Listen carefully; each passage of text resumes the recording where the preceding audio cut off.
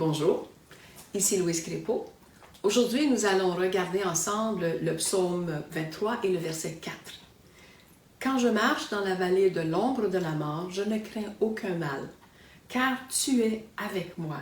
Ta houlette et ton bâton me rassurent.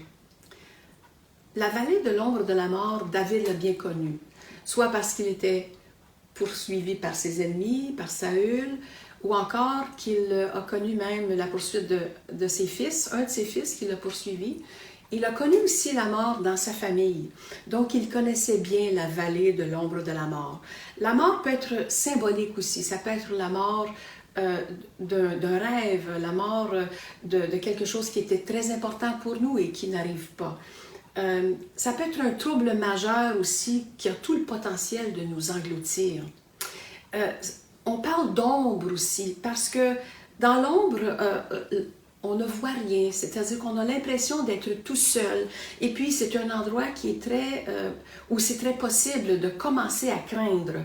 En plein soleil, souvent on n'a pas d'inquiétude, mais quand l'ombre s'installe, ça peut nous presser de tout bord et nous causer une peur, une crainte. Alors, pourquoi est-ce que David dit « Je ne crains aucun mal ». Voilà, c'est parce que le mal, il est réel. Le mal, il est tout autour de nous. Et pourquoi ne pas craindre? Il dit tout simplement « Parce que tu es avec moi ». On se rappellera dans Matthieu 2, le verset 23, quand l'ange a annoncé que la Vierge serait enceinte, qu'elle enfanterait un fils, et il a dit, on lui donnera le nom d'Emmanuel, c'est-à-dire Dieu avec nous. Jésus s'est identifié à nous dans notre vie et il est là aussi maintenant qu'il est ressuscité pour être avec nous durant tout notre parcours comme notre bon berger. Jamais il ne nous abandonne, même quand nous ne ressentons pas sa présence, il est toujours avec nous. Il dit ensuite, David, ta houlette et ton bâton me rassurent. Ici, on ne parle pas d'un bâton de baseball. On parle d'une houlette, un bâton, c'est-à-dire des termes qui pourraient être interchangeables, mais ça veut dire un bâton de protection.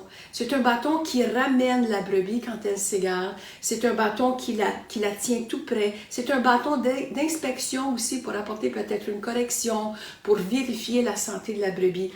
Et c'est une protection dans l'ombre. Quand on ne ressent pas la présence de Dieu, quand on ne ressent pas la présence du bon berger, il me garde quand même tout près de lui et il m'assure de sa présence et il me rassure par sa présence. Donc, ces versets peuvent nous donner toute une espérance, tout un espoir, toute une assurance que jamais Jésus ne va nous laisser dans le noir, que jamais il ne nous abandonne, même quand il nous semble que nous passons dans une vallée d'ombre de la mort, une situation tellement difficile qu'on a l'impression qu'on va être englouti. C'est le temps de tourner les yeux vers lui et de lui faire confiance, de ressentir sa présence par la foi. Des fois, c'est par la foi qu'on ressent sa présence, mais il nous assure d'être toujours là avec nous. Maintenant, comme devoir, j'aimerais vous demander de regarder Hébreux, le chapitre 13, et la fin du verset 5 et le verset 6. Et voici ce que j'aimerais que vous puissiez méditer. Quand vous allez penser à ce verset-là, quand vous allez méditer ce verset-là, référez-vous à vos vallées d'ombre de la mort, soit dans le passé ou celles par lesquelles vous vivez présentement. Et laissez ces versets-là vous rassurer de la présence de Dieu et laissez ces versets-là confirmer à vos cœurs que vous n'êtes pas seul, que le bon berger est là tout près. Prions.